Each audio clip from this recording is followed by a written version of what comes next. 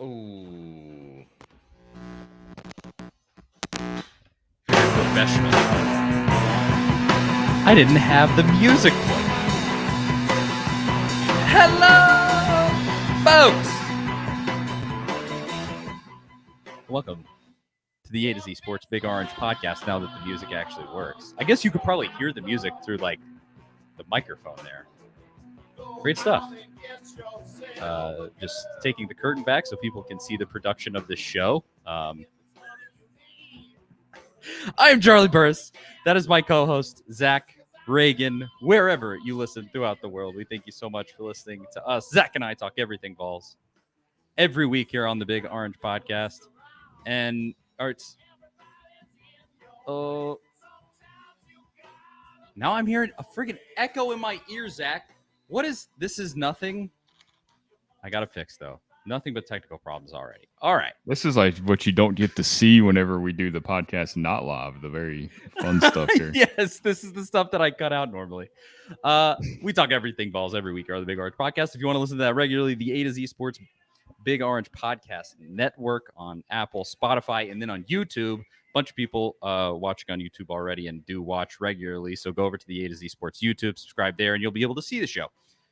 When we live stream it at 4 p.m. Eastern time every Monday, and when me and Jonathan Crompton do our show at halftime and postgame of Tennessee football games at Charlie _Burris, at Zach TNT, at A to Z Sports, A to Z Sports.com, Facebook.com/A to Z Sports Nashville. Go there. You know where to find us if you're watching this show. All right.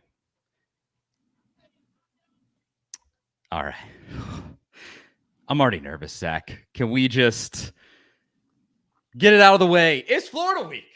And that is a scary, scary prospect around these parts. Tennessee, Florida, 3:30 p.m. Eastern time on Saturday. That is the game that's coming up for Tennessee. And, really, we have to have this cursory conversation about the Akron game because it happened, and we got to review what happened. And also there's some notes about it, but the bulk of this podcast is going to be about the Florida game.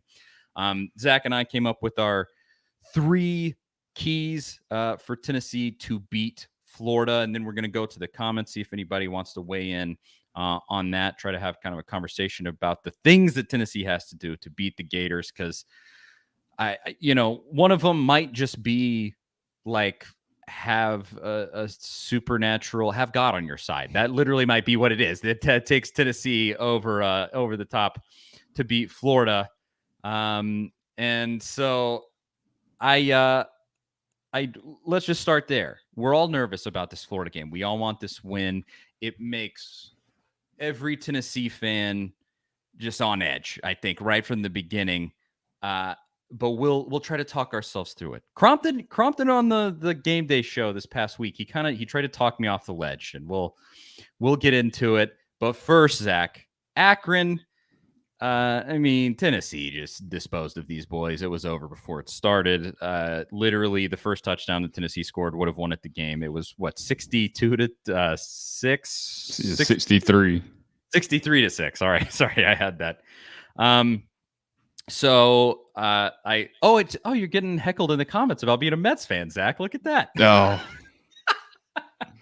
that's tough. Hey, one of the Mets pitchers on Saturday that started their game disparaged Florida in the locker room clubhouse after the game, talking about how they were watching the game while he was being interviewed, hoping that they lose. So there's some common ground there. There's some anti-Florida takes up there in New York. Yeah, everybody hates Florida. Yes. But so the thing with this Akron game, it went exactly as planned, but it was also a complete nightmare. Because you have Cedric Tillman, some kind of injury. You have Jabari Small, some kind of injury. You have Dylan Sampson. This is the nightmare scenario for that. But the thing is that the prognosis for all 3 of those seems good. It seems like from the coaches and everybody that has talked about it, that all 3 of them at worst could play injured this weekend if needed, or they will be good by this weekend. One of the two. It just depends on how everybody progresses. How we all that coach speak about. We'll see later in the week. We'll evaluate as the week goes on. What we all say. But this game, I mean, Akron was like coming at your knees. This was, in terms of the beatdown, it was about as simple as a game can be for Tennessee. But outside of that, this was as bad as a snoozer game can be for Tennessee, because these dudes are coming at the legs of your quarterback, got to and injured your running backs, two of them, got to and injured your wide receiver. This was horrific. I'm rambling to start here, but Zach, you watch this. What's up, man? Yeah, it was. I agree with your assessment there. It was kind of a frustrating game to watch as far as just everything going on with some of the injuries. I mean, if you're Josh Heupel, you don't want to pull your guys out in the first or second quarter. I mean, yeah, the game's in hand, but like he said after the game, and these things can change, and you don't want to take anybody lightly, and you want these guys to get game reps too. I mean, that's how they get better. So it's kind of one of those things where it's a risk, but you want to leave them in there kind of as long as you can. And Akron really was. I mean, I don't know if it was by design. I feel like you're coached that way to do some of that stuff, but it was Joe Moorhead, that kind of guy. I don't remember that kind of stuff going on when he was at Mississippi State. I don't really keep up with Mississippi State or watch their games, the same way obviously I do Tennessee, but it was concerning, that option play where they pitched the option to Dylan Sampson and the ball's clearly out of Hendon Hooker's hands, and the Akron defender goes straight for Hooker's knees. I mean, it's about as dirty as it gets. I mean, and I see people on Twitter saying, "Well, that's legal. There was no flag." Maybe it is illegal, but it's not. It's just not in good taste. Like, that's just not how you play the game. You've seen Tennessee have brutal injuries from stuff like that before. Shy Tuttle several years ago. Tillman kind of got hit in the knee, but he was jumping for a high pass. That was a little different. But it was definitely something that as the game went on, I think we were all very aware of there's a real possibility that Tennessee could lose some players, and fans kind of started getting nervous. Like, hey, let's get these guys out of here and keep them safe for Florida. That's what's important. And as far as the injuries go, I think Heupel is probably using Cedric Tillman's injury maybe to his advantage, because we have no idea how bad it is. I mean, he's been very vague.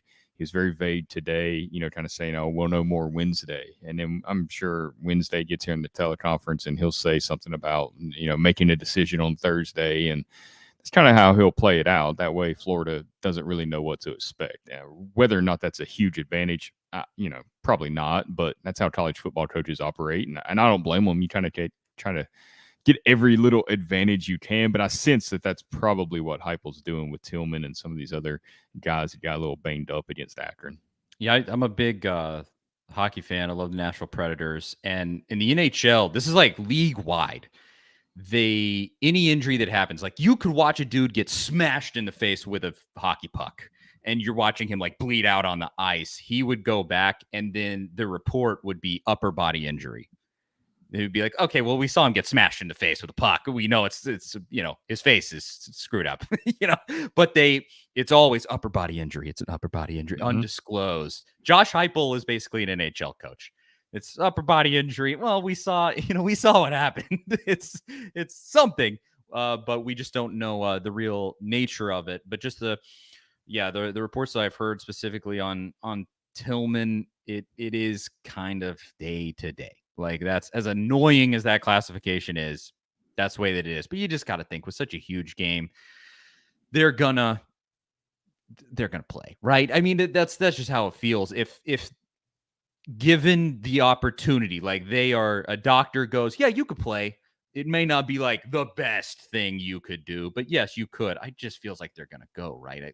This is the season right here. I don't want to put too much pressure on this game, but like, this is kind of the season in some sense, where I think it's a turning point. You beat Florida, and specifically you beat Florida and you beat LSU.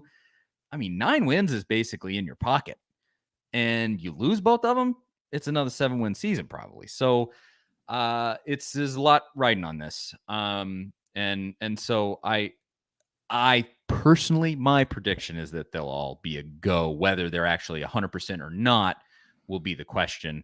I think. But that game had some interesting elements too. Like Jawan Mitchell finally played. Hello, somebody. We finally got to see the ghost that is Jawan Mitchell, and I liked the way they looked. I didn't, you didn't see him make some singular spectacular play, but I think he can help. I think he's a good depth option. He actually got the start because apparently Jeremy Banks didn't have a good week in practice or something, and so Jawan Mitchell gets the start. And yeah, I like that you were adding a depth piece at linebacker. That's really nice against Florida.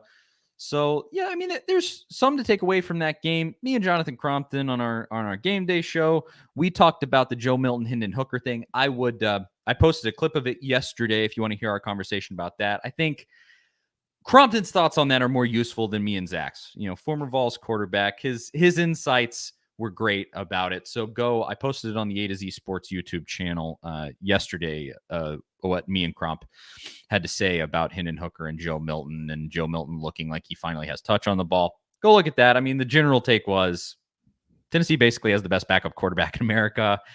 Hendon Hooker is your guy. You're not going to, there's not some QB controversy here that is going to be sparked by a great performance against Akron. I did try to bait Crompton into talking about a QB controversy, and he would not do it. he completely refused because he's, a smart guy. But Hendon has looked rough. He looked rough at the beginning of this Akron game, and you can't ignore it. But you also the guy got his act together, threw 2 touchdowns. At one point, I believe made 11 completions in a row. I think that was his last 11 throws, I think, were all completions. So, he got it together. Nonetheless, he's still the guy that you got to have lead this team. The players around him believe in him. And, they're not just going to switch to Joe Milton all of a sudden. And I don't think anybody was really thinking that. But it was fun to see. Milton has a cannon for an arm, which was really cool. But there's your general thoughts on the Akron game before we move on to our 3 keys for Tennessee to beat Florida. You have your 3, I have my 3. We'll kind of share and we'll get comments from the folks that are watching. But anything else about the Akron game before we move on to the most important topic in hand here? Yeah, I'm just kind of glad it's behind us. I hate games like that. I mean, yeah, it's fun to watch Tennessee score a bunch of points, but you don't learn much. It's just an opportunity for injuries, kind of like you saw. It was a great environment. Credit to the fans that showed up. I mean, to sell that place out for the Akron game and to have that kind of environment, it really shows you how excited this fan base is about Josh Heupel. And that's not something that we've seen. I mean, it was their first non-conference sellout since Utah State in 2014. Or non-conference, non-Power 5 sellout. I'm sorry, they sold out the Oklahoma game in 2015. But your first non-Power 5, non-conference sellout since 2014. And even that game was the season opener. It was a Sunday night. Kind of had a big game feel to it for just kind of the way it was hyped. So that was impressive from the fans. I think they deserve a lot of credit for showing up and packing that place and really, looked good on the ESPN Plus stream, which was kind of frustrating to have to kind of watch it in that manner. But that was my biggest takeaway, really, just the way the fans showed up. And what you said about Joe Milton, really, you hope you don't have to see him this year. But the fact that he looks much better than he did last year is really a credit to this coaching staff, Josh Heupel, Alex Golish, the offensive coordinator, Joey Hosley, the quarterbacks coach. Just, quarterback development is something that has been lacking at Tennessee for a long time. I mean, really since David Cutcliffe left in after the 2007 season, except for that 1 year when Lane Kiffin was in town. We just really haven't seen good quarterback development. So finally, that seems to be coming back around. It's such a great thing to see. Actual competency. Yeah, just seeing progress. Even with Josh Dobbs, that guy, you didn't see the progress. Yes. So clearly that guy has taken steps forward. Not just, we knew he had the giant arm. That was obvious from day one. But to see that he is now smarter with the football, that he is more confident with the football now. I mean, oh my gosh, I can't tell you how refreshing that is after all of the garbage with Pruitt and Butch. And I like this. Danny Whitson on the Facebook comments, he says Usain Bolt could not outrun a Joe Milton deep ball. That is true. I He would can like to see launch the football. Jalen Hyatt and Joe Milton could probably, if they were both on and Milton hits him in stride as fast as Jalen Hyatt is, that could be they could have some pretty special moments if Yeah. need be. Joe Milton might be the starter next year. Who knows Well, what happens with Nico and Taven Jackson and the whole quarterback situation? We're gonna have quite a quarterback battle to watch next spring, I feel like. Well, and I think speaking of like development, just what you've seen from Jalen Hyatt so far this season, like Ben Hall says Cedric Tillman is not sitting out that game. I tend to agree, but then Danny says with Tillman off the field, the other wide receivers got in on the action, and Hyatt had a good game. That's absolutely true. And I think if God forbid Tillman actually ends up being out of this game again, I don't think he will be, but if he does end up being out of this game, you have some guys that have clearly developed, Jalen Hyatt probably being primary among them, where they've really stepped up. And I think you could look and be like, hey, even if our top guy is out, we still got dudes. Brew McCoy, I think you're week over week, you're expecting more from him. And I think he has a ton of talent that's yet to be completely unleashed. You even saw Ramel Keaton. He got in there. He was the guy that caught the giant bomb from Joe Milton. I think he's probably not the heir apparent, but I think he's probably who would sub in at that point. But Squirrel White also made a really spectacular catch in that game. Who knows if they're going to try to work him in? I mean, there are options, even if worst case scenario Tillman is out. But I think that's the bulk of our thoughts on Akron. We'll probably have more notes from Akron in discussing Florida, but in terms of actually breaking down that game, we'll leave it there. And now we'll get into our three keys for Tennessee to beat Florida. The three big things Tennessee has to do to beat Florida. If you have them, if you have thoughts on that, things that Tennessee needs to do to beat Florida, drop them in the comments on YouTube, Facebook. We'll get to them. And before we get to that entire discussion, I got to tell you about Superbook Sports. Football is back. Nobody is more excited than your friends at Superbook Sports. Superbook is bringing Vegas-style wagering to the palm of your hands, and now they will match 100% of your first bet up to $1,000, no matter if the bet wins or loses. You don't have to be in Nashville or Knoxville to enjoy football this fall. Visit superbook.com or download the Superbook Tennessee app right now and start getting in on all the action. Visit superbook.com for terms and conditions. If you have a gambling problem, call 1-800-889-9789. That is Superbook Sports. And Zach, I looked at Superbook this morning. Tennessee is on Superbook. I think it may be different in other places, is an 11-point favorite over Florida. So we'll discuss the Florida game from that point of view, but I'll ask you this first. Here's a screenshot of just one bet that I took. This is kind of the other bigger game this weekend. Arkansas is actually an underdog against Texas A&M. Maybe because it's sort of a home game. Although I say this, Arkansas almost lost to Missouri State over the weekend. Texas A&M beat Miami. It's at Jerry World in Dallas. Are you taking Texas A&M minus 2.5? You taking Arkansas plus 2.5 in that one, you think? That's tough. Before last week, I probably would have taken Arkansas, but I think I'll go with Texas A&M in this one. I mean, Jimbo is such a strange guy strange coach where he'll lose some inexplicable game, and then he'll probably go later this season and almost beat Alabama or something just insane like that. So I'll go with Texas A&M in that one. I think I'll go opposite of that. It's Arkansas to me. They're laying 3 points. KJ Jefferson, I think probably, they sort of got their butt kicked by Missouri in some sense. I mean, they were down by like 10 points in the fourth quarter in that game. So I think they kind of get it back on track, and they lay the wood to Texas A&M. I don't know if they beat them by a bunch, but that they end up winning that game personally. But go to Superbook Sports, download that app. Did I say the name wrong earlier, Zach? You said Sportsbook you texted me and you said Sportsbook, and I was like, I believe what? I probably said the name wrong then. Oh, I don't know. Anyway, I want to make sure it is Superbook Sports. It is not Sportsbook. Yeah, I thought you texted me, and I was like, wait, did I pronounce it wrong? Don't worry about it. Anyway. Now, Florida. There's so much to unpack as far as this game goes because there's a ton of stuff that's not even on the field related that weighs into this game, I feel like. Mm-hmm. A ton of it's between the ears here. Mm-hmm. So I think you start this discussion right there. Shedding the mentality of the mystique of Florida, of the we can't beat Florida, of God hates us and strikes us down every time that we try to beat Florida. Like they're just some sort of thing always gets in the way, it feels like. So as far as this discussion goes, we can give our breakdown, and we're going to, on what Tennessee has to do. But there is that element of like it almost feels out of your control, where it's like Tennessee could play the best game possible, Florida could field a team of middle schoolers, and still somehow like Florida will figure out a way. I come from that point of view.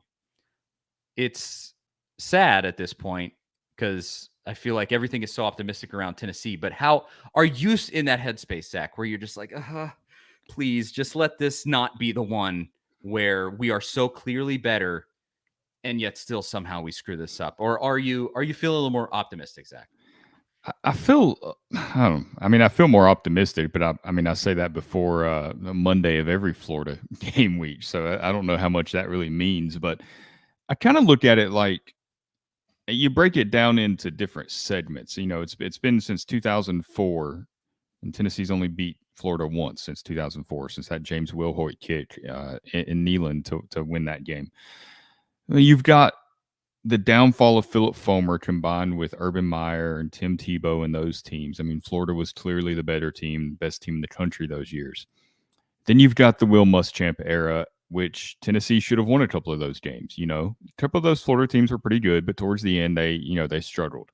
Tennessee had the talent to beat Florida in 2012, but you've got a Derek Dooley-led team with a Sal Sunseri defense that was just brutal. Then you've got Butch Jones kind of overlapping with Muschamp and Jim McElwain. And, they get one, but they should have won in 2014. Tennessee outplayed Florida in 2014, lost by 1 point. They kicked 3 field goals. They were in the red zone all day and never scored a touchdown. 2015, similar. I believe they lost by a point. Even 2017, a terrible Tennessee team should have beat that Florida team. They lose on that last-second pass. So Antonio Callaway went streaking down the sideline there. So you've got just these freak things that lined up with not good coaches. I think Florida destroyed Pruitt by multiple scores every game they played. And Dan Mullen kind of had his number there. I think it's just a bunch of stuff that's added up. And then it's just like, okay, not every situation is the same. Not every game they lost for the same reasons. It was just Tennessee's going through coaches, and they were just a little worse than Florida at times, or the coach was a little worse, whatever the case. So I don't think that mental block should be there, but I can understand why it would be for Tennessee's players. But you got a staff that they haven't been a part of that. Most of these players haven't been a part of that. You got a lot of players that have transferred in. Maybe they recognize that the Pruitt era was kind of rough, and this is a new era. Like they're playing with confidence. They can score points. Florida's looked a little shaky this year. They played Utah well and beat them in a game that a lot of people thought Florida would lose. So they get off to a good start. Then you lose to a Kentucky team that we're still trying to figure out how good that Kentucky team is. We know they're better than traditional Kentucky teams have been. And then they look shaky against South Florida, and they kind of get some things that go their way at the end of that game. The fumbled snap, the terrible play call. If that long field goal goes in, maybe they tie the game. I mean, it's a game that Tennessee should win, but I do think there's a part of me that's like, okay, what's going to happen? What is going to happen at the end of this game that the ball bounces Florida's way and Tennessee just has this terrible luck? I mean, what's it going to be? I mean, you see the way Florida lost to LSU, I believe in 2020 when the shoe throw. It's like, why, Tennessee has not got luck like that against Florida since 2004 when Jonathan Wade and Dallas Baker are going at it on the sidelines, literally in front of the officials, and Wade, kind of slaps it at Baker's helmet first, and Baker retaliates and gets the penalty, and that changes the whole outcome of that game, possibly. That was the last time I remember Tennessee getting a break like that against Florida. So it's like, okay, when is something going to go Tennessee's way? Well, I think so. I bring this up to say that this is not going to be included, I don't think, in either one of our three keys to the game, but it's just sort of an overarching thing that Heupel and this team have to they can't be in that headspace. I actually like Crazy Nugs here. He said, Charlie, that's your mental stuff. Stop projecting it onto our guys. It's new year, new team. I 100% agree. It is my own mental stuff. It comes from 15 years of watching Tennessee and he's somehow right. blow this game while being the better team. He's right. I don't think this team has that same mindset based on the comments we heard today from various players. And that has to actually be true. And I just want to start there. That's a foundation. You have to be in the right headspace with this game. There can't be it almost annoys me, although it needs to be true. They go out there and the reporters are going to ask them, like, this is the Florida game. Here's all the mythos around it. Do you treat this any differently? And of course they're going to go, no, it's the same. We're going to treat the game just like every other week. They're going to say that same stuff. But we all know, like, this is not an every single week game. Not every game has this much meaning. Not every game has as much hype as this game is going to have. Not every game has as much impact on possibly the future of the coach of this football team as this game has. Like, there's just a ton riding on this game. And yeah, they could say that publicly, but behind the scenes, they're going to know that. And the thing that has to happen, like I said, this isn't one of our three keys, but it's just true. They have to overcome that, because fact is the pressure is on Tennessee in this game. Florida is ranked lower. Florida is not expected to win this game. Tennessee is an 11-point favorite in this game. And I do believe, from what we've seen so far with Josh Heupel, he is the guy that could bring the mentality that this team needs. He's so even-keeled. And it just really seems like I don't want to say he doesn't give a crap, but he, just in some of the stuff that he does where he just relentlessly runs the system that he runs, he doesn't give a crap whether you like it or not. He's running that system. He's going to run a speed option while up by 40 points against Akron. Like, it doesn't matter. It doesn't matter. He's going to play the game that he's going to play. And so let's just start there. You got to have a different mindset. Crazy Nugs, you're absolutely right. Mm-hmm. It's a new year. It's a new team. It's a new coach. We got to have a new mindset and come in from there. And that's my baseline, where we need to start this discussion. And then we can get into the actual on the field stuff. I think you got to win the head game. That's a given. And then let's talk about what are the three things that Tennessee needs to do to win this game. Zach, we'll start off with your first, and then I'll give one of mine. I think the main key for me is Anthony Richardson and what he can do with his legs. I know he hasn't run a lot since the Utah game. He didn't really run against Kentucky. He only had, I think, 24 yards against South Florida. It seems like he's a little banged up too, so maybe that was part of the reason. How healthy is he in this game? I don't know, but Tennessee struggled with running quarterbacks for years, and they struggled last year against running quarterbacks under Josh Heupel. They haven't really had a big threat yet. DJ Irons from Akron, fast guy, probably going to transfer from Akron and be a quarterback maybe in the SEC. Good. Aaron Murray certainly wants that guy to transfer based on the broadcast Saturday night, as much as he talked about it. But they've been hurt by mobile quarterbacks. How does this defense hold up against Anthony Richardson? Because if Tennessee's playing well in the secondary and they're kind of taking away some of his reads, he's going to have an opportunity to run. I really believe that that's going to happen, despite the fact that it didn't happen against South Florida. So how well can they contain him? I think Aaron Beasley, linebacker for Tennessee, will be key in this game. I think that's the guy that you want kind of following Richardson around. He's played really well this year, but this is going to be a huge test for him. We can see how valuable he really is to this team. So to me, the first key is just stopping Anthony Richardson from picking up a 3rd and 9 situation that just breaks the back of your defense. I mean, that is just a soul-crushing thing that can happen, especially if you're like close to midfield and you're thinking they're going to punt in that situation, and he breaks off a 15-yard run. Then suddenly all the momentum's with Florida. Your defense is getting tired. And that can totally change a game. I mean, we've seen it happen plenty in this series specifically. So to me, that's the biggest key of the game for me. That was one of mine also. I mean, just containing Anthony Richardson. You keep him in the pocket. You keep him throwing. The man has not thrown a passing touchdown this season. He hasn't done it. Joe Milton has 3 more passing touchdowns than Anthony Richardson has in the little bit of time that Joe Milton has played. Like, it's crazy how limited they become when you keep Anthony Richardson from running. I think that's almost the entire game, because if he runs and he's running on you and they beat you on the ground, that's nightmare scenario for Tennessee. I think the development of Aaron Beasley is so huge. I don't think that can be understated, because he's going to be so key. Last year against running quarterbacks, you remember like the Ole Miss game, just like Jeremy Banks could not handle it. They were trying. God bless his soul. He was trying out there. It wasn't working. Like Ole Miss, what's the kid's name? I always Matt forget. Corral. Matt Corral. He ran to China and back on was Tennessee. Frustrating. Oh my gosh. And whatever it takes, you gotta get back there. You gotta have him hearing footsteps. You gotta have him thinking that if he rolls out, he's gonna get hit immediately. Like there just has to be that, hanging over his head that entire game. Now, there is the factor, apparently he is injured, he says. That was the excuse that he made after the game to say why he's not playing so hot, is that he's kind of on a bum ankle, I think is what he said.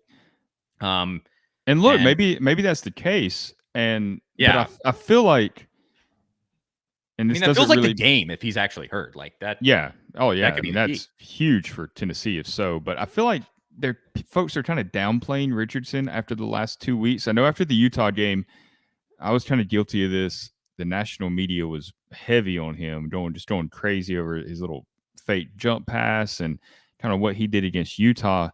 And then he hasn't really shown that these last 2 weeks against teams that we didn't think were as good as Utah.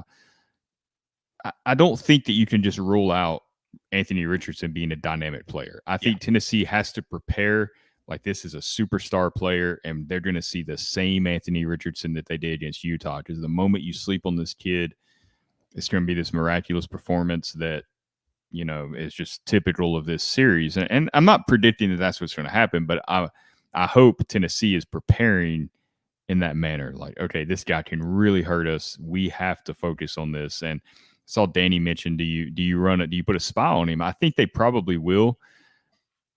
Pat Narduzzi suggested that Tennessee was spying Slovis in the first half of that game, and Slovis wasn't really as big of a running threat as Richardson. So, and they were using Jeremy Banks. I would use Beasley for the reasons you mentioned as far as the Ole Miss game. But if they spied Slovis, I would say they're probably going to spy Richardson. And then if his ankles, if he shows that he's not able to be elusive, maybe they switch up the game plan and adjust. Tim Banks can handle that, I'm sure. But I would think that they will start the game spying him. Whatever it takes. I don't care who it is. If it's Jeremy Banks again, excellent. I don't care where it comes from, but that's just so huge. In terms of stopping Florida, if you stop Richardson, does that automatically mean you're winning this game? No, it doesn't. They have weapons, but that one will go further than any other, without a doubt. Now, my second key to the game, and I think this was one that we split on. I don't think we shared this one, Zach. To me, this one is just absolutely massive. Also, you gotta play a clean game, mistake-free. Tennessee's had a lot of penalties in the last 2 weeks, and just shot themselves in the foot constantly in that Pittsburgh game. And you cut that out. That's going to make a massive difference. Like when you get the opportunity to break the game open, like they had against Pittsburgh on multiple occasions, take it. Don't screw up. Don't fumble the football, Jalen Wright. Don't muff a punt. Don't whatever it might be. A clean game will go so far. Now, I'm hoping that the Neyland advantage here sold out. It's going to be insane. the atmosphere in there is just going to be absolutely crazy with the checker kneeling and everything. And so hopefully that works in Tennessee's favor. They come out focused, not too amped up, and play a clean game. And I would say also include in that a complete game on top of being a clean game. This is almost another key altogether, but it sort of goes hand in hand. Like Hendon Hooker has in the last couple of games come out real rough, come out blazing. You need to punch these dudes in the mouth right from the jump. That I think that's so huge in this one, is getting a lead, not working from behind. Tennessee certainly is built to work from behind because of how fast they score. That's fine, but just don't do it. Like, just get out ahead, make it 14-0, shock them right off the top, and then make them work from behind. And I think playing clean goes along with that. Don't have drops where you've had them early in games recently with some of your best players. Like, all of that, get it cleaned up, get focused, and be ready to go. And that playing a clean game can get you out in front early, and that can lead you to a good win there. Yeah, I totally agree. I think that this team, they against Akron, and there was reasons for it. It was, I can't say that Jimmy Callaway was wise for throwing punches. You can't do that because you can't put yourself in a position where you might not be able to help the team. I mean, that's just, you get ejected from the game. What good are you to your team? But I also understand their frustration, the way Akron was playing.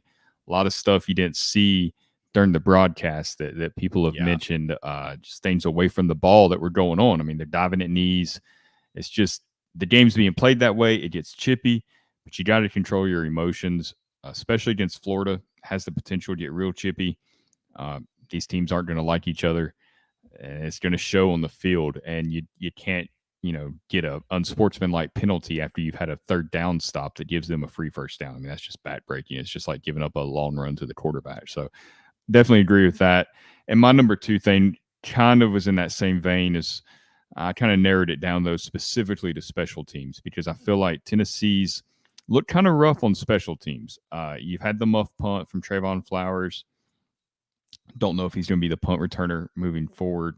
So we saw some different options on Saturday against Akron. But you've also had a punt blocked. You had one really close to getting blocked against Akron. I don't know if that's a protection issue. I know Heupel pointed out that they didn't block a guy against Pittsburgh when they had that blocked punt, or it could be the punter as far as his timing, how many steps he's taken. I mean, there's a lot that goes into that, but that's got to get cleaned up. I mean, special teams has looked kind of shaky. You haven't really seen a huge punt return. They almost broke one. Was it Square White, I believe, had a pretty decent return. Maybe we'll see more of him returning punts instead of Trayvon Flowers. I wonder if they shy away from trusting a freshman like that. That's a very, very important role to play. But it'll be interesting to see who they go with. Yeah. But either way, both sides on special teams, you've got to clean that up. You can't, like Florida, Billy Napier kind of places a special importance on special teams. If you read anything I write on the website, I've kind of given Billy Napier a hard time for some of the things he says and some of the ways he comes off, some Butch Jones-like things where he calls his special teams coordinator a game changer coordinator. But one thing about Butch Jones is special teams was pretty good whenever he was at Tennessee. There was lots of blocked punts. I mean, they did that won them some games. It almost won them the Georgia game, I believe, the first year he was in Knoxville. And Napier kind of puts focus in that same area. So this could be the toughest special teams test that Tennessee faces. I know it's not something you talk a lot about, but a blocked punt return for a touchdown, I mean, it changes the game. And they're going to have to protect better than they did against Akron. Absolutely. It's massive. Kind of another thing that goes along playing a clean game.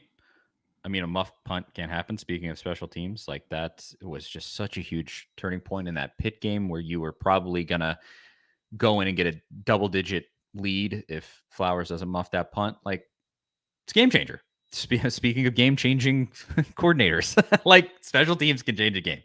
Absolutely. So 2 down. My final key to this game is run the damn ball. You got to run the ball effectively in this game.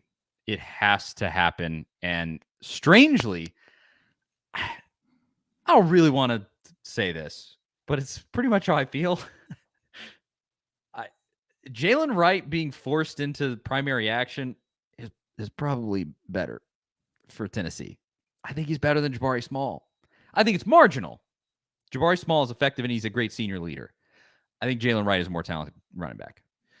So I don't know if how much Small will be in this game. Again, the sort of reports are that he'll probably play, but maybe, not 100%. But if you win this game on the ground, Florida gave up 300 yards rushing against USF.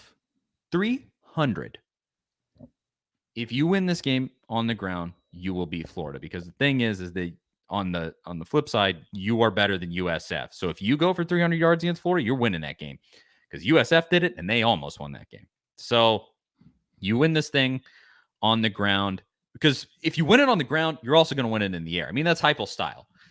Really, he almost prides himself on the run, even though the pass game is really his signature thing. If the run's not working, the pass doesn't work so well.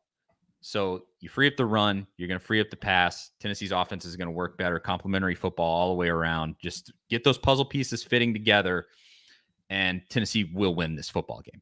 I think Tennessee goes for 200 plus on the ground between Hendon Hooker and Jalen Wright, Jabari Small, whoever touches the football back there. 200 plus, Tennessee's winning this football game. They can win it without doing that. I think they can. The Tennessee is that much better in this game. I think they can. But to me, 200 plus is almost a guaranteed win. I would put it that way. Just in my assessment of what's happening here. Yeah, I could see that. I mean, that's kind of my third key too. It's not specifically running the ball. It has to do more with a specific play. But I do think you got to pick those yards up to force Florida to kind of play more guys in the box so you can get those over the top shots. I mean, we've seen defenses playing Tennessee more that way to try to limit that damage. And it's worked somewhat. Tennessee's still putting a lot of points on the board, but you haven't seen as many splash plays, especially early in the game. Once the game against Akron was kind of out of hand, Joe Milton was in the game and things opened up a little more. So that's obviously going to be key. And Josh Heupel says it a lot. Like, everything starts with their run game. I mean, that's what makes everything operate cleaner and better. For me specifically, I like that speed option play that they ran against Akron with Dylan Sampson. I thought that was a nice little wrinkle. I saw somebody brought up earlier in the comments, like, do you think that they'll use that against Florida, or are they just trying to put it on film to make Florida prepare for something else? I tend to think it's more that they will use it against Florida. And I say that because you had Dylan Sampson, a true freshman, that was running that with Hendon Hooker. So I think they wanted to get him some live game reps. He's got probably the best speed of the running backs that can kind of get out there on the edge and really turn that into a big gain. I mean, the way that he scored to break that out on 4th and 4, they wanted to see if it would work. And it did. It worked to perfection. Unfortunately, Hooker got hit low, but he was okay. But I do think that's something that Heupel is kind of incorporating into the offense. I mean, he's always going to evolve. He's seeing how teams are playing Tennessee early in the season. He's adjusting to that. He's throwing some different wrinkles in there. I think that's going to be one of them. And, that's something else that they haven't put on tape a ton. So I don't think there's going to be any giveaways. Maybe if Sampson's on the field, they're a little more aware of it. So you kind of have to mix Sampson in and use him in some different ways.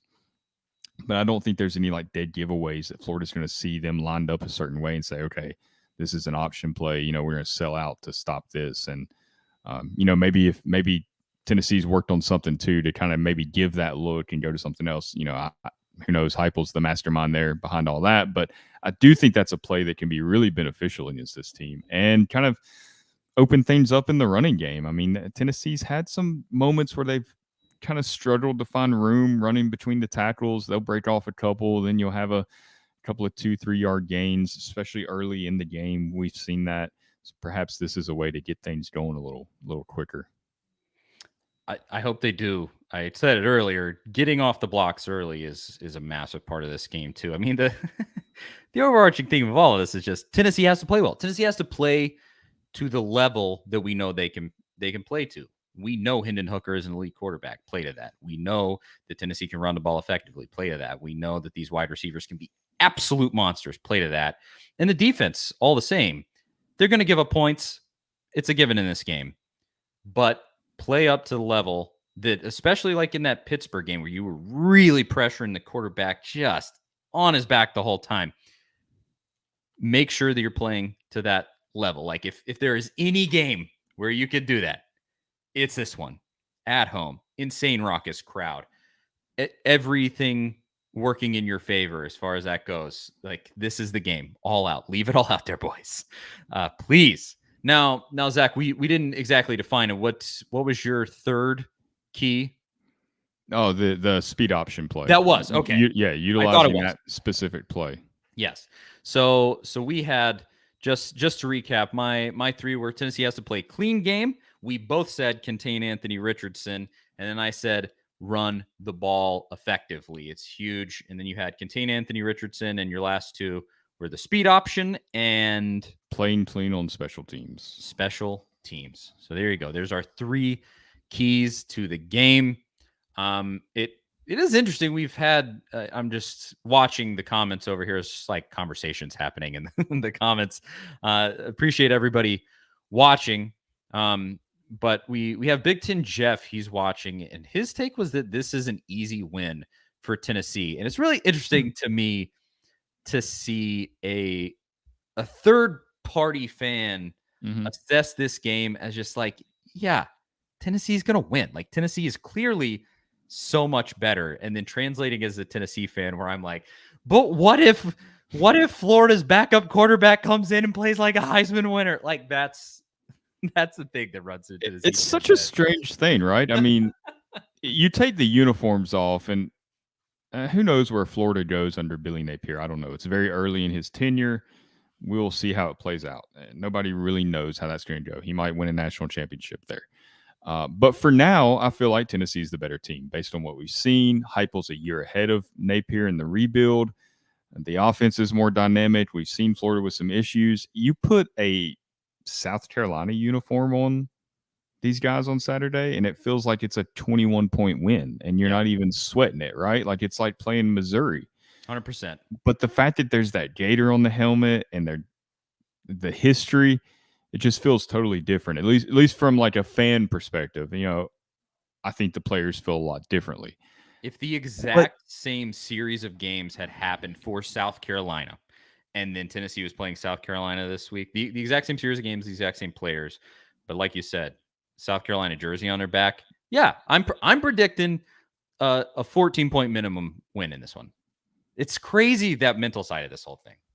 You just can't discount it. So, and even on that point, I'm doing everything that I can.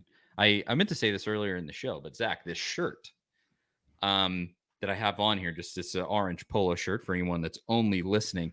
This is the shirt that I was wearing on September 24th, 2016, when Tennessee beat Florida. I'm wearing it today on this show to get good vibes everywhere. I'm sending it out into the universe. This is, everything you can do for good luck. Then we're wearing it on Saturday too. Going to make sure that the stars are aligned in every single way possible. I'm not superstitious, but I'm a little stitious, just like Michael Scott. So there is that. Now let's talk, Zach, a couple more things before we go. We're going to predict the game and give our final score prediction. Let's talk about how this is a giant recruiting weekend for Tennessee, kind of in multiple ways to me, because not only are there big players visiting, but I think really just situationally, like, you win this game in front of those official visitors, it's unbelievably impressive. And I think you win a lot of points there. But also, you win this game, and I think you are well on your way to a 9-win season. And then you get a 9-win season in year 2 for Josh Heupel. How much does that sell to recruits? That's so big. I mean, the season as a whole is the bigger thing. But this game is the beginning of getting to that 9-win season to me. So this was huge. You kind of looked up some of the guys that are gonna be there. We're not going to get into probably breaking down individual players, but there's a number of important guys here, Zach, if you have that list, just to name a few here. Yeah, Devin Hobbs and Aiden Williams. You got some commits coming in. Jonathan Eccles, Mario Craver, who Tennessee feels like they're probably going to get. Several other players, Ryan Wingo, Boo Carter, a lot of guys. I mean, it's a huge weekend. You got to think you're going to get a couple of these guys. They're probably, some of them already leaning towards Tennessee. My goodness, you go in that atmosphere, the game's going to finish. It's going to be dark by the time it finishes, because college football games last 6 hours these days, it seems like. It's going to be an insane atmosphere. And Tennessee's had some good atmospheres over the years. But if you can have that atmosphere and then the win to go with it and the celebration that's going to happen in front of those players if Tennessee wins, I mean, you're probably talking about storming the field. I mean, that's probably happening if Tennessee wins this game, right? I mean, you got to think only the second time since 2004. And for the recruits that are there, you kind of hope that does happen. Because imagine seeing that if you're a 17-year-old, 16-year-old, even high school student, and you're like, man, this is like, I could play here. I could play in front of this and be a part of this. Like, that's the passion that's going to be there. I mean, I can't imagine a better scenario for Tennessee recruiting wise than winning this game in front of all the guys who are going to be in town this weekend. Yeah, it's huge. And like you mentioned there, like do you say Davin Hobbs? I think that's Daevin Hobbs. But like, just as an example, he actually just today on 3 rejiggered their rankings, and I believe he went from a 4-star to a 5-star. And he went from kind of leaning towards North Carolina to being like, all right, I'm going to go play in the SEC. His mentality kind of has changed in recent weeks. It's a battle between Tennessee and Alabama. And, it's not likely that Tennessee is going to beat Alabama this year. But Alabama, just like every year, they're going to have a packed recruiting class with 5 stars. And if you win this game impressively, you give this kid the weekend of his life and show him one of the most impressive, and in my opinion, the most impressive atmosphere in all of college football, and you go and get yourself a 5-star player this weekend. It's moves like that can happen. I think the conversation is going on in the comments here about Carnell Tate, where I believe Mark Jones thinks we will flip Carnell Tate. Jeff, the Ohio State fan, obviously does not want to see that happen.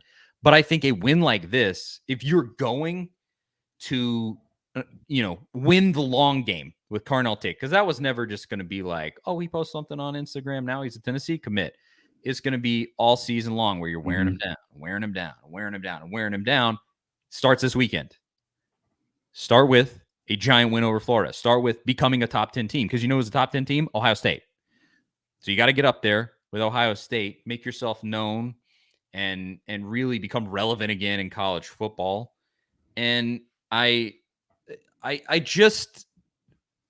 don't think that you can really downplay how big this stretch is here. The Florida game is not the be all end all, because it will be painful, but you could lose this week, go win at LSU, still finish with 9 wins. Like, it can still happen. Losing this game is not the end of the world, even though it will be extremely painful. But there is more riding on the line than just a 9-win season. It's kind of the point of just this conversation, is just how kind of earth-moving a win over Florida could be for Tennessee right now. Because you get Nico already being there, Nico working his magic, recruiting guys. You get another couple 4 or 5 stars in this class, set that foundation. They come in years later. They make your team that much better. I mean, it all begins here. It's like with the offensive line. Everything begins with the offensive line in the trenches. Recruiting is the trenches of building a program. You got to win in the trenches here. Like, this is it's the Jimmies and the Joes. It's the beginning of the end of where this program is going to go. And again, not to put too much pressure on what's happening here. I feel like I'm talking it up crazily. But this is just, this is probably the biggest game that you're going to have the best chance to win all season long. Like, yeah, Alabama's coming to Neyland. What's the chance that you're really going to beat Alabama this year? I think it's more possible than it's been in recent years, but still, it's Nick Saban. And so you have this opportunity this weekend that you have to take advantage of. And that it just adds to that pressure that's on Josh Heupel. But I think it's real. I think it needs to get brought up and talked about.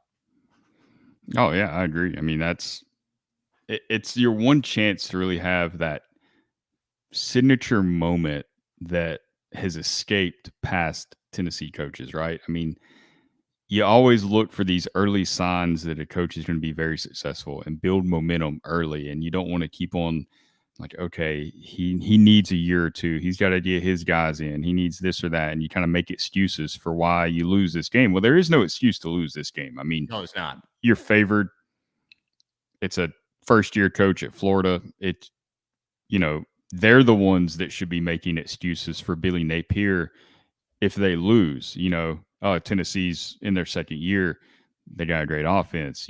Florida will get there. Like, you want to flip the script on that. So this is, Tennessee's been in this position so many times. I mean, 2011 at Florida, you felt like good things were going to happen there. And then Justin Hunter tears his ACL and things just kind of go downhill from there. 2014, Butch has the perfect opportunity to beat Florida and just doesn't get it done. Florida comes out on top by a point. And Jeremy Pruitt never really got close. I mean, you keep having these chances. Somebody's got to come through. And this is Heupel's chance to show that the hype is legitimate. Everything that Tennessee's building is legitimate. This isn't just a flash in the pan, just, one-hit wonder type deal where he had a gimmicky offense that people like to say and scored a bunch of points last year. Like, this is his chance to prove he has staying power as a head coach in the SEC. It's the most important game Tennessee's played in at least since 2016, if not longer. I think in 2016, a lot of fans kind of already had that feeling that Butch wasn't going to be the guy. And those games against Florida and Georgia just kind of was like, okay, well, maybe I was wrong. This is playing out a little different. And then the rest of the season unfolded. Heupel hasn't given any red flags at this point. And losing this game really would be one, I think. I mean, it's just a game that you have to win. And there's, like we said, there's zero excuse to lose it. So you got to get it done. There's just no other way around it. And just if it's such a turnover in a game where it's a 14-point swing, a turnover in the red zone, it's the same thing. I mean, you win this game, you got all this momentum. The recruits you talked about, they're going to be there.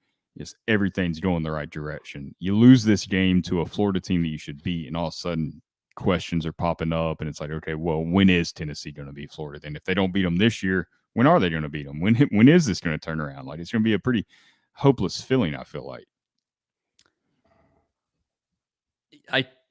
I don't want to put that much onus on it where it's like, you lose this game, when are you ever going to beat Florida? I think you'll be almost right back in this position next year, even if you lose to them, where I think Tennessee is still the better team. And Joe Milton will likely be your starting quarterback. He's looking good. Like, you'll be right back here. You have another recruiting class under your belt, blah, blah, blah. Like, it's not the end of the world. But does this not just feel like this is the way that I put it to Crump. It's a fork in the road. He didn't agree with this. He actually said, he was like, oh, this is not going to define Josh Heupel. This is not. I'm like, this single game is not gonna. It's going to be a series of games. But people look back on the Butch era and they go, that guy sucked, but he beat Florida. There's that much importance on this game at this point when you've lost 16 the last 17. It has that much pressure on it. And I think this can be an inflection point where if you lose, and especially if you lose embarrassingly, if it's really close and you lose on the last second field goal and it's just, bad bounces or something, that's one thing. But per se, you get beat. This is a point where we kind of go okay, what was that? What's up? And I'm not saying that's going to happen. On paper, this is a double-digit win for Tennessee. Let's start there. But it just feels like a fork in the road that's going to be a game that we look back on and we go you remember when Josh Heupel won that game? That was the beginning of of what Josh Heupel ultimately built.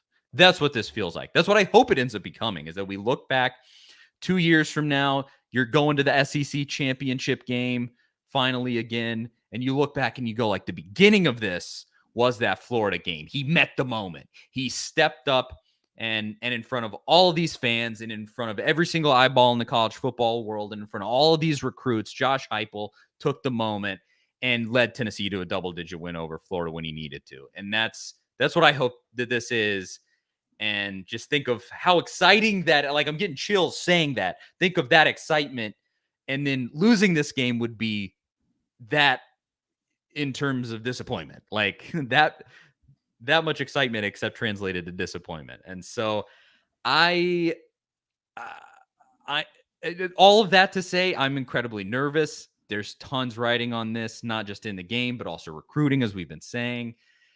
And I don't know. I don't want to put that much on it, but I have a hard time avoiding it. Right? No, yeah, for sure. I mean, there's no, I mean, it is what it is. It's the Florida game. It's the biggest game of the year. It's a special week. There's a unique feeling this week in the fan base. No matter how many times Florida has beat Tennessee, this game's always going to mean something. So, yeah, it is on so many levels for the fan base, for Josh Heupel, for recruiting, the kids on the team, the legacy that these guys want to leave behind. I mean, it's Hendon Hooker. He's only at Tennessee for 2 years, but he can leave being one of the few Tennessee quarterbacks that beat Florida. I mean, this is his last chance to do that. It's Cedric Tillman. It's a lot of guys on this team's last chance to beat Florida, to kind of set off this new era and to get it moving in the right direction. Kind of like you said, a moment that you can look back on and say, hey, that's when it really took off.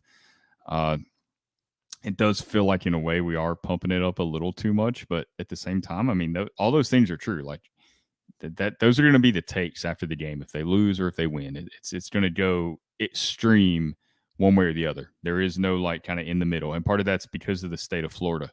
If this was the Florida team that was coming off an SEC East Division title, or they had a coach that had been there for 3 or 4 years and it had a lot of success, I mean, you feel a little different. I mean, you feel like, okay, Tennessee's not quite there yet. Get it. They'll get there. But that's not the Florida that Tennessee's playing. I mean, Florida, they're playing the equivalent of, I don't want to say South Carolina, but because I think Florida's better than South Carolina, but it is kind of in that same range of team. I mean, there's clearly a gap between Florida and Georgia, and I really even think Arkansas and then Florida. Like, there's this big gap, and you have to beat those teams that are below that line, and they did last year for the most part. The Pittsburgh game could have went either way. Ole Miss was really good. Also, that game could have went either way. So you've beat these kinds of teams. The Kentucky team you beat last year was better than this Florida team. So there's just zero reason to lose the game. I mean, unless somebody gets hurt or something crazy happens, which you can't predict, there's just zero excuse for it. Mark Jones says it also feels like Billy Napier is kind of downplaying the game this week, which I find pretty interesting too. So I wonder how that kind of plays into all this. It was, what was the comment? I saw it earlier today. Somebody texted it to me. Yeah, Florida coach Billy Napier on Anthony Richardson's first SEC road game. It's not like we're going to Canada and they're going to change the rules. It's going to be the same game. It's going to be a little louder and just played at a different location. That's pretty bold for old Napier there. Yeah, and I watched it's just a little louder. It's not like that big of a deal. I watched the comment in the presser, and I really didn't think he was like, I don't think he's throwing shade at Tennessee or Neyland or anything like that. Like, the comment didn't come off like, oh, Neyland's not that loud. It was more like, hey, it's the same game. It's just played on a different field in a different location than where we played this past week or where we'll play next week. But it's still the same game with the same rules, like play within that. Like, that's kind of how I took it. And I love throwing shade at opposing coaches, but I just didn't. I just felt like he's trying to downplay it to his team. Like, he's not trying to make it a bigger game than it really is. I think he is. If he wanted to really walk in Butch's footsteps, I think he would really play it up. He would go like, it's the toughest environment in college football, and we're horrified. I can't even tell you how great that environment is. And I just, if we lose, then, I mean, it's the environment. I mean, look at where we were playing. Like, you'd be making excuses before the game ever happened if you were Butch, though. So, hey, credit to him. He's not doing that. but saying that it's a little louder is that's bulletin board material. Well, no matter how he meant that, that's bulletin board material for Tennessee, frankly. But I was gonna say here, Mark Jones said we're going to the SEC championship game this year. I hope so. Beating Georgia is going to be a pretty tall task. But that's if Georgia wasn't as good as they are, I think Tennessee, like basically you're asking Tennessee to beat, I think once again, probably one of the better college football teams that there's been in the modern era. I think Georgia looks like an absolute machine. And so there's that. If that wasn't the case, I think Tennessee's absolutely a contender for the SEC championship game this year. But Georgia's kind of a buzzsaw. Maybe I'm wrong about that. I hope I'm wrong about that. But regardless, but I think you're right. Like Tennessee can, with a win this weekend, set itself directly in that number 2 spot. I think you got to beat Kentucky too, but Tennessee beats Kentucky every year. Mm-hmm. But like this weekend, you can say like, here we are. This is the Tennessee's back game, right? Tennessee is back. We laid the smack down on Florida. That's what you're saying with this game. If you go out and do that, go win by 3 scores, and you can definitely say that. You can play a little Philip Fulmer soundbite and everything. Wait, sorry, I was reading a comment. Say that again. I said you go out and beat Florida by 21. You can definitely say Tennessee's back, and you can go play the little Philip Fulmer where the Vols are back sound clip. Yeah. I might personally not go for that, but just because that clip makes me cringe like I'm looking into the sun now. But that would be funny. I'm sure people will do that. But that's what you're saying with this game. You're back, like you're number 11 in the AP poll this week. You'll be a top 10 team if you beat Florida. And when Tennessee has not been a top 10 team since they beat Florida and they beat Georgia in 2016. Mm-hmm. Like you're back in the serious college football landscape. You're seeing national writers this week. I think they might be getting out a little over their skis. Tennessee has to prove it first, but you're seeing national writers this week go like, I saw, was it Salee? One of those guys put Tennessee in the top 10. Like they were like, this is my real top 10. And Tennessee was number 10. Like people are thinking about Tennessee at that level. This will just take you into that. We are serious. This is real. Tennessee is back sort of level. And with that in mind, let's predict the football game. Yeah. Real quick on the rankings. I think some people like to throw Tennessee in the top 10 or top whatever, just because they know how Tennessee fans engage with stuff like that. So I think it's an easy way for them to get some engagement with some of their polls and takes. So smart strategy, I don't blame them. But yeah, as far as this game goes, what's funny is we both were pretty close last week. We didn't give Tennessee enough credit. I had 52-3. You had 55-3. So we about nailed Akron's, but Tennessee actually put up more than we expected. How many times do you predict 50 points for a team and they outscore that? Tennessee covered. The spread was 50. Yeah. Tennessee covered. Hey, it's funny. I think it was Jacob Warren, tight end for Tennessee, said today that they kind of had a slow start to the first quarter, but they still ended up scoring 63 points. He's like, yeah, I'm glad we've raised the bar from where fans aren't hoping for 28 points in the game anymore. They're hoping for 28 points in the first quarter. And so they've kind of raised the expectations, which is, that's where you want to be, right? Like you expect Tennessee to score a lot of points. And if Tennessee doesn't score almost 30 points in the first quarter, everybody's like, well, what's wrong with Tennessee's offense? And that's just, all that matters is final score. But as far as Florida, I can't remember if I picked in the preseason. I don't think I have that here. If I picked Tennessee to win this, actually, here it is. I did pick Tennessee to win this game when we went through our preseason predictions. So I'm going to stick with that. I'm going to go with Tennessee winning this game, and I think they'll I don't know if they'll score like they did against Akron. I think, Florida's got more talent than Akron, obviously. And just slightly.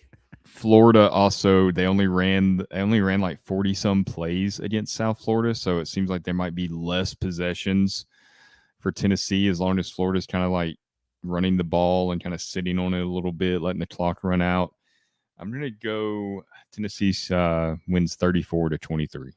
34-23. I like it. So before in the preseason, my policy for years now, going back to 2016, this dates back beyond that because I was doing shows back then too. My policy with the Florida game, because of history, is that Tennessee loses to Florida until they don't. So across the board, Tennessee's losing to Florida in my mind. I know it's a defeatist mindset. Also, I have been right 16 of the last 17 years. Okay. That's where it comes from. But we mentioned Kentucky there. I have the exact flip for Kentucky. You beat Kentucky 30 of the last 33 years. Tennessee's beating Kentucky until they don't. And I've been right about that almost every year. It's just logical to me, right? But I did say preseason. If Tennessee showed me an extremely compelling reason that they would win this game, I will change my mind. I'm not an idiot. I said if they smashed Pittsburgh, that would be the thing. Tennessee did not do that. Although I think they definitely could have. They were on the cusp of doing that. I think they were close to winning by 2+ touchdowns there. If they would have just not made some of the egregious mistakes that they did. But really, to me, the thing that might change my mind now is how bad Florida looks. They don't look good on offense. Anthony Richardson is not some Heisman winner. He can't throw the football. And that's one thing. You also have Florida's star linebacker in this game. Their 6-year linebacker is likely out. I think they said he's like day-to-day, but I tried to look it up, and it seems like he's more likely than not playing in this game. So I think you'll be able to run the ball. And with all of that said,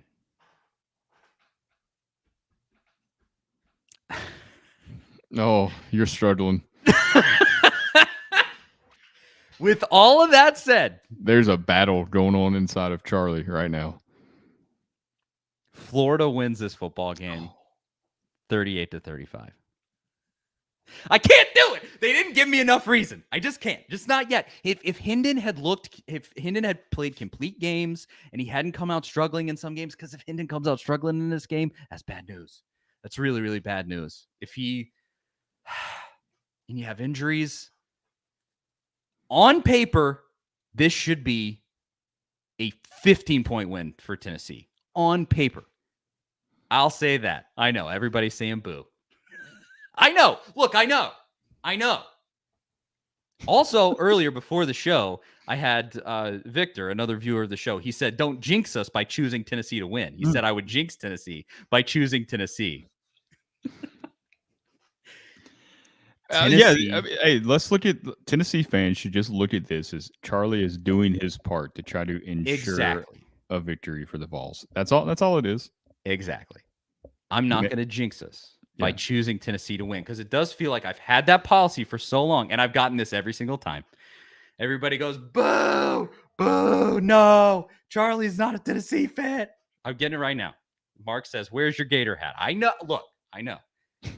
I'm doing everything I can, though. I'm wearing the shirt I was wearing in 2016. The stars are aligning all the way around. It's going to be a crazy day, and Tennessee on paper should win this game by 15. And Lordy, I hope they do. Tennessee's not beating Florida till they do. That's just I stick to my guns. I didn't get here by not sticking to my guns, by not having principles. Okay, folks? I got principles. No, I think it's a fair principle to have. I mean, it's just like we say with Tennessee and Kentucky. No matter how good Kentucky is, you're going to pick Tennessee to win. So, I mean, I get it. I get it. I'm just trying to look at it as if. Like, I can tell you so far, like, if the Kentucky game was next week, Tennessee, they've done nothing to change my mind. That's a win for Tennessee till it's not. So here, and I'll say this, in 2016, I chose Florida to win that game. And here, so Tennessee has done it. They've proved me wrong. I met my obligation to not jinx Tennessee. I'm wearing my 2016 shirt. I'm doing everything I can to help Tennessee, you see. and also choosing. And I think, let me explain that out too. I think it will be a shootout, ugly, and the Tennessee, the supernatural bug just catches up, and it's a field goal to win there for Florida. So you're gonna, it's gonna be like heartbreaking fashion, right? Like, I said that the only truly horrific outcome from this would be like getting your butt kicked by Florida, and I do not think that will happen. No. In no way do I think that will happen. You are significantly better than them at a ton of different positions. Their star linebacker is out. Like, there's a lot working for Tennessee. Anthony Richardson, Mark says it in the comments here, 0 passing touchdowns all year. Look, I know I've watched Florida play too, but Tennessee did not give me a compelling enough reason yet. They're scaring me with these bad starts. They're really scaring me. Like, really. So do come out strong. Do run the ball down Florida's throat. Do play good defense on Anthony Richardson. Don't let him do anything but throw the ball, and you'll win this game. Don't do what I'm saying. I just have to give a prediction for what I think is going to happen, and Tennessee has smashed my hopes and dreams for 16 out of the last 17 years. So there it is. The best that I can do. I'm sorry. I'll apologize. Well, I hope to be playing this clip after Tennessee wins all over Twitter. I like Zach, but I will be thanking you though for helping them win. Yes. See, if Tennessee does win, is because I chose Florida to win. You see, that is exactly what it'll be. Now, Zach Goodman says, "How on earth does a shirt from 2016 fit?" It's, ironically, I actually lost weight and I'm a smaller man than I was back then. So it actually fits better than it did back then. But I'm not kidding. I've kept it around because it's that shirt. I mean, this thing is pretty dingy. I wore it so much before because it's just a great game day shirt. I've sweated. It has giant pit stains, by the way. I tried not to show that. But I'm not getting rid of it. It's the 2016 Florida game shirt. How am I going to get rid of that? It was the best. I remember after that game, me and my wife, we no longer do, but we lived in the middle of downtown for a few years. And that crossed over the 2016 Florida game. And after that game, I opened up the window that looked right out down into the street in Old City, Knoxville. And I yelled at people and I was like, "Go Vols, baby, let's go." And so hopefully I can do that again to the neighborhood that I live in. Yeah, there you go. The suburban house. Suburban Charlie. And people will be like, "Shut up. We're trying to sleep." It's only gonna be 7:30 whenever the game's over. That's true. Yeah, I lived next to some really old folks. Okay. All right, Zach says Tennessee win. Out of necessity, I say Tennessee loss here. I think I've explained myself adequately. Yes, but any other parting thoughts here before we go, Zach, for the folks at home, our amazing viewers that have stuck with us here? No, you just bring that energy Saturday to Neyland if you're going to the game. Make it loud. Let Billy Napier know it's more than just a little louder in Neyland. It's a lot louder. I like Crazy Nug says, "If we have to do what we did in 2016, it looks like I'll spend another weekend in jail." That's a fan right there. There you go. Going to jail for the Vols, baby. Giving your all. Love it. I hope Tennessee wins this game so badly. Please, dear God. Some of my best friends are Florida fans. I want to be able to hold this over their head for an entire other year. That's all I'll say to end. Go Vols. Win this football game. Let us live the dream here. Finally, please. Let Tennessee be back. Me and Jonathan Crompton will be doing our game day show, halftime, post game, during the Florida game. We'll be there, so tune in there. We'll give our full thoughts, win or lose. But let's hope it's a win. And Louis, thank you. Even though you're a Vandy fan, you said I run a good show. I appreciate that. And thanks to everybody for watching. It genuinely means the world. We couldn't do it without you. I'll say go to superbooksports.com, download the Superbook app, help them out because they're helping us out. It's a great place to get all your gambling picks in. Charlie Burris, Zach Ragan, A to Z Sports.com, YouTube, A to Z Sports, A to Z Sports Podcast Network feed if you want to just listen instead of seeing our ugly mugs. I think that's it. If you're here, you've been watching this long, you know where to find us. Thanks again for watching. There's the music. I just can't. Maybe the thing is, I've been screwing this show up like technically, and it's because Tennessee has taken all of my mojo. It's all going to the football team. There you go. You see, I'm giving it out so much, all of my good vibes, that it's all going to the football team. And so here I am screwing up. I can't get the music to work right. That's what it is. It definitely wasn't me just messing. Of course not. Just messing up. All right. That's it. Thank you so much to everybody for watching. And I'll see you on Saturday. And Zach will see y'all next week. See you guys later.